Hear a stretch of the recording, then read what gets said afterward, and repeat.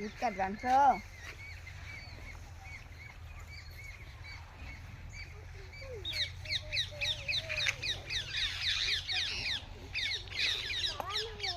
બીજી ભેંસનું દૂધ કાઢવાનું ચાલુ થઈ ગયું છે દોસ્તો. તમે જોઈ શકો છો કે હાલ સાંજના 6 વાગવા આવ્યા છે અને દૂધ કાઢવાનું સ્ટાર્ટ થઈ ગયું છે. અત્યારે અમે હવે દૂધ લેવા આવ્યા છીએ. અશ્વિન બે જોવા અશ્વિન ચોકલેટ ખાય છે અને અમે 2 જણા જશું હવે અહીંથી દૂધ લઈને ગામમાં.